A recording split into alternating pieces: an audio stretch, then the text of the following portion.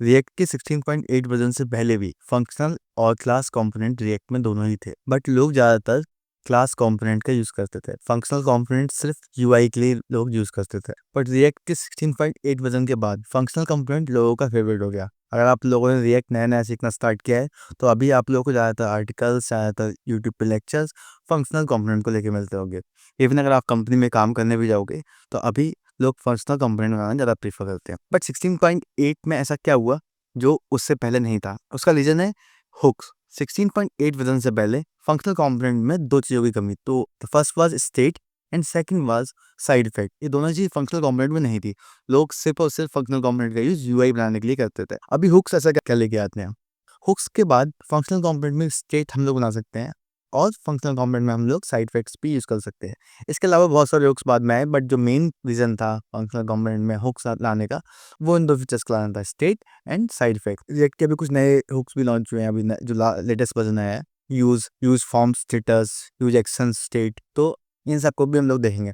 But अभी इस वाली वीडियो को समझने के लिए हम लोग यूज़ स्टेट का एग्जांपल लेंगे और समझने की ट्राई करेंगे कि हुक्स होते क्या हैं, वो कैसे काम करते हैं। तो अगर हुक्स को देखो ना, तो सबसे पहले इसका आइडेंटिफाई होता है कि ये हमेशा यूज़ वर्ड से स्टार्ट होता है, यूएसई यूज़ वर्ड से। तो अगर आप देखोगे कि जितने भी हुक्स हैं, यूज़ फैक्ट, यूज़ कॉन्टेक्स्ट, सबके स्टार्टिंग में हुक यूज़ हम लोग वर्ड यूज़ करते हैं। अभी अगर हम यूज़ स्टेट का एग्जांपल लें तो एक बार मैं आपको सिंटैक्स बता देता हूँ, फिर हम लोग अपना जो भी एग्जांपल है उसको समझेंगे एंड फिर ट्राई करेंगे उसको यूज़ कैसे करते हैं वो समझने का। सिंटैक्स बहुत ज़्यादा सिंपल है।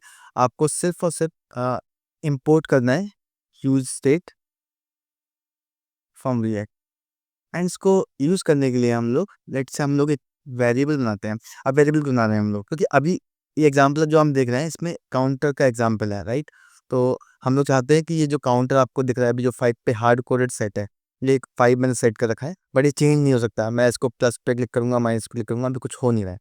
उसके लिए हम लोग को चाहिए, उसके लिए हम लोग को इस कंपोनेंट की एक स्टेट चाहिए। अब जब वो स्टेट हमारे पास में आ जाएगी, हम स्टेट को अपडेट करेंगे और वही अपडेटेड स्टेट यहाँ पे दिखाई देगी। फॉर एग्जांपल अगर अभी इस यूज स्टेट को अगर आप भूल भी जाओ 2 मिनट के लिए, अगर मैं इसमें यहाँ पे एक कांस्टेंट बना देता हूँ, इसका नाम रखता हूँ काउंट, और इसकी वैल्यू मैं इस समय 3 रख देता हूँ, और सेम ये वेरिएबल मैं यहाँ पे यूज़ कर सकता हूँ काउंट। अब ये सेम वेरिएबल आपको यहाँ पे देखने लग गया। अगर मैं इसको 4 कर देता हूँ तो आपको 4 दिखाई देगा। Let's say we want to update this variable on click of a button, right? तो हम लोग एक फंक्शन लाएंगे अपडेट काउंट, और ये अपडेट काउंट क्या करेगा, इट्स इंक्रीमेंट के नाम बनाते हैं, और ये काउंट में, क्योंकि हम अपडेट करना है तो इसको हम लोगों को कॉन्स नहीं लेट यूज करना पड़ेगा, और यहाँ पे हम लोग क्या करेंगे, काउंट काउंट प्लस 1 कर देंगे, राइट? अभी बटन का क्लिक क्लिक पे, जो इंक्रीमेंट वाला बटन है, उसके क्लिक पे हम चाहते हैं कि ये जो काउंट है वो इंक्रीमेंट हो जाए, तो हम लोग इंक्रीमेंट वाला मेथड कॉल कर लेंगे। अब अगर आप देखोगे मैं क्लिक कर रहा हूँ, बट उसके बाद भी यहाँ पर ये काउंट है वो इंक्रीज नहीं हो रहा है। रीज़न क्या है इसका? अभी आपको अगर डीबग करने जाओगे 2 रीज़न समझ में आएंगे। क्या पता है इंक्रीमेंट मेथड का कॉल ही ना हो रहा हो। सेकेंड इसकी काउंट किसी तरह से इंक्रीमेंट नहीं हो रहा है, राइट?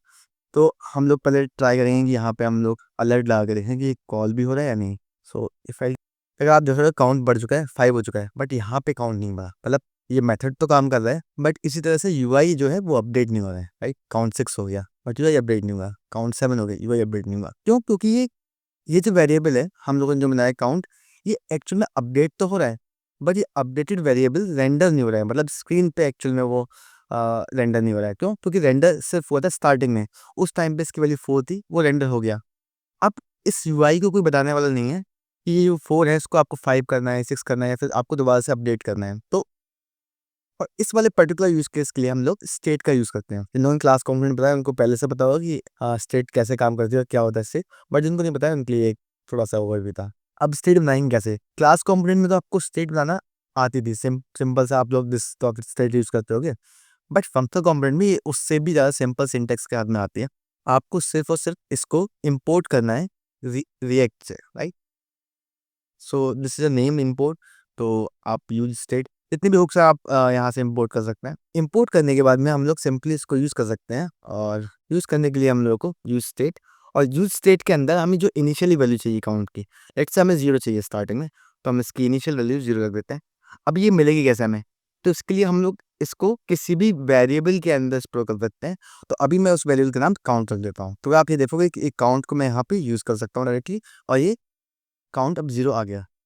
अब इस काउंट को अपडेट करने के लिए अगर आप जावास्क्रिप्ट पढ़ के आए हो, स्टेट आपने पहले नहीं देखा है, तो आप सोच रहे हो कि हम लोग काउंट इक्वल्स टू काउंट, तो हम लोग count equals to count plus 1 कर दें। बट ये ऐसा हम लोग नहीं कर सकते। रीज़न उसका ये है कि जितनी भी स्टेट्स होती हैं, वो इम्यूटेबल होती हैं।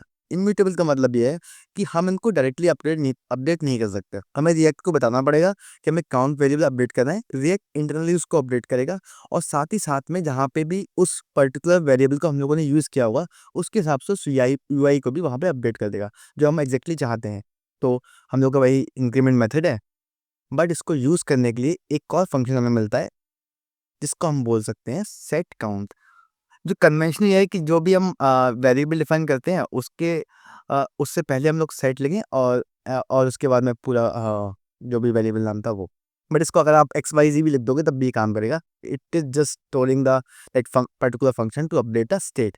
फर्क नहीं पड़ता इससे आप क्या रखते हो, बट एक कन्वेंशन ये है, जहाँ भी आप जाओगे, it is a good practice to use set before the state variable. Okay, तो हम लोग यहाँ पे सेट लिखेंगे, सेट काउंट एंड। अभी अगर हम लोग चाहते हैं इंक्रीमेंट पे हम लोग सेट काउंट कर दें, जो भी काउंट था +1। ओके, तो अब अगर मैं प्लस पे क्लिक करता हूँ तो इंक्रीमेंट हो रहा है।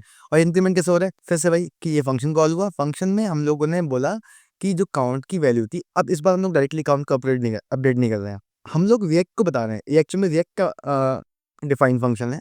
हम रिएक्ट को बता रहे हैं कि जो काउंट हमारा वेरिएबल था उसको आप अपडेट कर दो।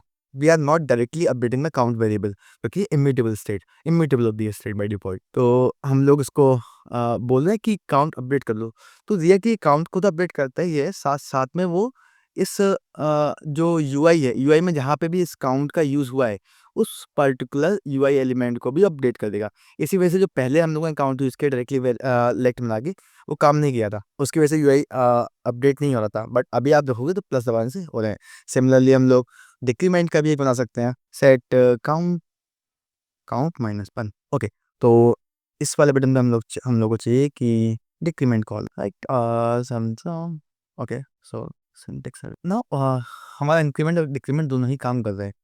ठीक है, आई होप आपको समझ में आ गया होगा कि यूज स्टेट कैसे यूज़ करते हैं। नेक्स्ट वीडियो में हम लोग समझेंगे कि यूज इफेक्ट कैसे यूज़ करते हैं। तब तक के लिए क्वेश्चन आपके लिए कि अभी हम लोग ये इंक्रीमेंट और डिक्रीमेंट काम कर रहे हैं। अब मुझे ये चाहिए कि जैसे ही काउंटर 10 तक पहुँचे, एक एपीआई कॉल हो जाए, और आपको मेक श्योर ये करना है कि जो भी एपीआई कॉल हो रही है, वो काउंट इंक्रीज़ होने के बाद हो। अगर आपको आंसर मिलता है तो आप कमेंट सेक्शन में लिख देना कि आपको आंसर मिल गया, या फिर जो भी आपको एक्सप्लेनेशन है वो आप लिखना कमेंट सेक्शन में। वरना अगली वीडियो में मैं इसका आंसर करूँगा और बताऊँगा कि इसका सही तरीका क्या है करने का।